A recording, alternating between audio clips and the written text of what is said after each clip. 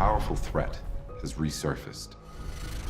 I sense that this force has been waiting, rebuilding its strength in secret until now.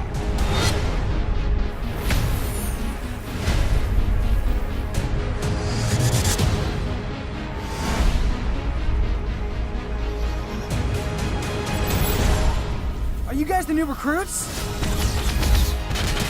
You fail to see the big picture. But no turning back now.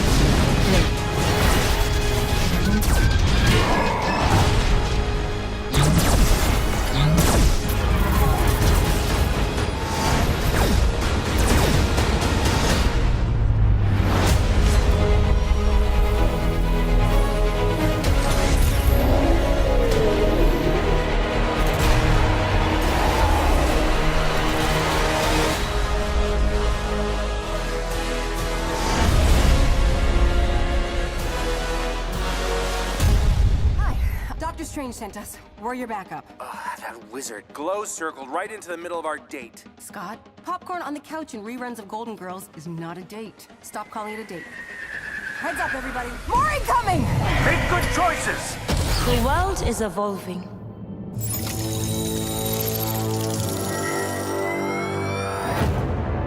Wakanda is looking for the most qualified recruits.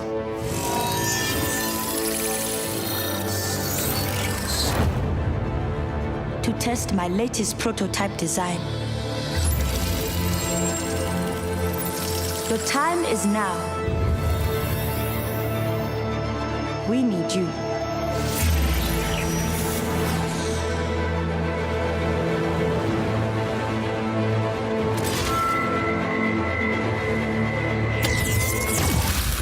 Are you ready? Let's get you suited up.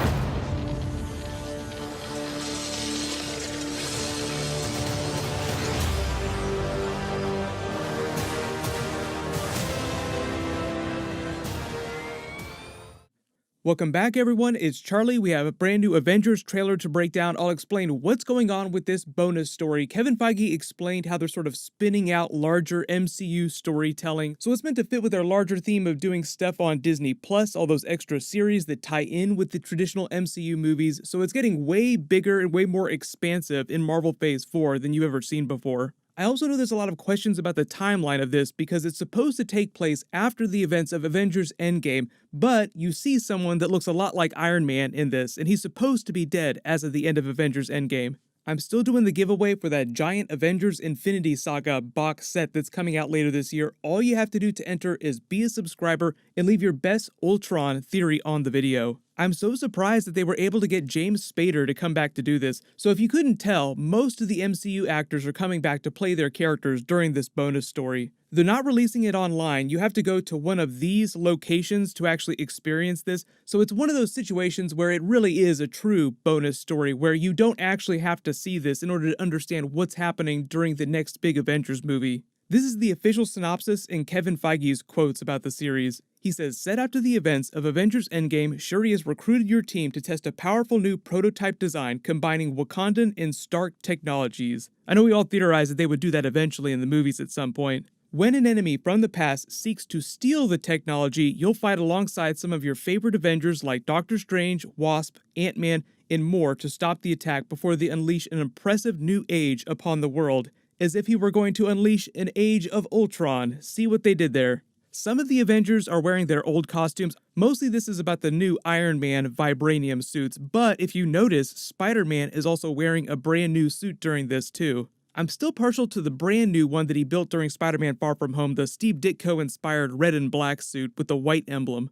This is what Kevin Feige says about it. We're always looking for new stories and corners of the universe for our characters to explore. Now, after more than a decade of amazing support, we're excited to give fans the same opportunity to be part of the Marvel Cinematic Universe. Expanding on how people can experience the MCU is something we're always trying to do, and in Avengers Damage Control, we want to give fans the chance to suit up alongside some of their favorite heroes for the first time ever. Disney's also done stuff like this with the Star Wars franchise through the Vader Immortal series.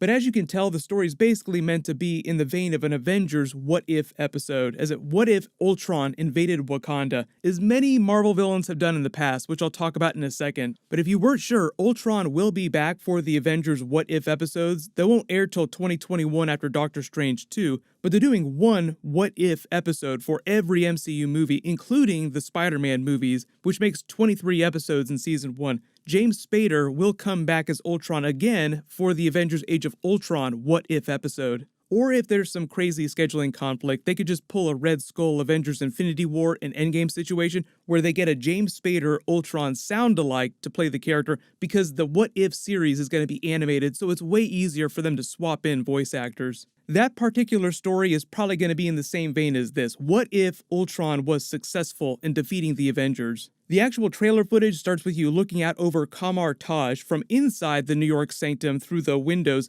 Doctor Strange, Benedict Cumberbatch voiceover talking about how Ultron has come back. Also surprised that they were able to get Benedict Cumberbatch to come back and play his character for this. When he's talking about Ultron coming back, they pan over his power cables. They reveal is seemingly that he's been hiding out, rebuilding his Matrix inside the wreckage of the original SHIELD helicarrier from the first Avengers movie after it crashed.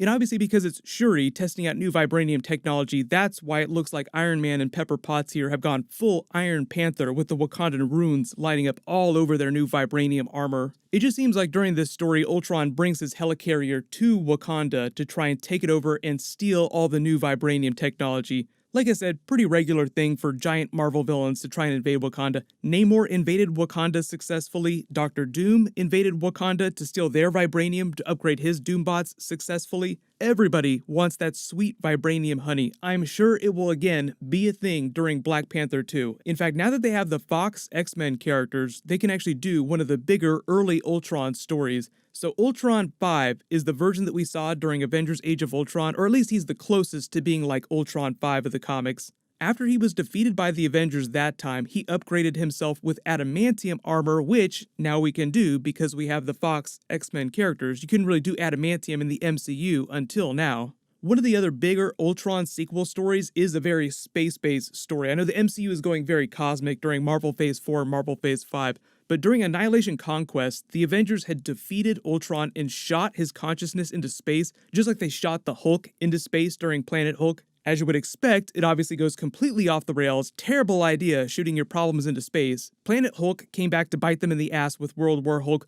Ultron came back to bite them in the ass when he took over a mechanically based species called the Phalanx. That was during Annihilation Conquest. It turned into this big Adam Warlock versus Ultron story. I know Adam Warlock is getting ready to debut during Guardians of the Galaxy Volume 3. It's spun up into this big Guardians of the Galaxy Nova crossover with Marvel's biggest space-based characters. Even though they've already announced most of the Marvel Phase 4 movies, there will be a lot more space-based stuff happening in Marvel Phase 5 that they just haven't announced yet. But outside of the Avengers What If episodes, I don't expect them to bring Ultron back in a really big way anytime soon, just because they're rolling so hard on the brand new characters that we've never seen before that they now have access to because of the Fox Disney deal. Like Doctor Doom, Namor, and the Sinister Six, as Amy Pascal said in the Spider-Man 3 video that I did yesterday. But in terms of what's actually happening in Wakanda post-Avengers Endgame right now, Ryan Coogler is still writing the story for Black Panther 2. Yes, the main villain is rumored to be Namor, and he's going to be one of the first actual mutants inside the MCU next to Scarlet Witch. It's not coming out till May 2022, so it'll be a while before we get a lot of really big details about that. We'll hear more about mutants in the MCU through Scarlet Witch in the WandaVision series and Doctor Strange too. Even though Ant-Man and the Wasp are heavily featured during this, and Paul Rudd has made comments about Ant-Man 3 maybe not happening, Kevin Feige confirmed that they would still do Ant-Man, Wasp, and now adult Cassie Lang stature stuff in the MCU movies and Disney Plus series. I know there's a lot of questions about some of the big stuff that they've announced but have not yet revealed, so if there's any big videos you want me to do for Phase 4 or Marvel Phase 5 stuff, just let me know in the comments. I've got a couple other big Marvel and Joker videos that I'm working on. I'll try to post that stuff as soon as possible. Congratulations, Meteoro115. You're the giveaway winner from my last big Spider-Man video. Please email me on the About page of my channel so I can get your contact details. Everybody click here for my Spider-Man Sinister Six teaser and Venom video, and click here for that Deadpool 3 Robot Chicken trailer. Thank you so much for watching. Everybody stay awesome. I'll see you guys tonight.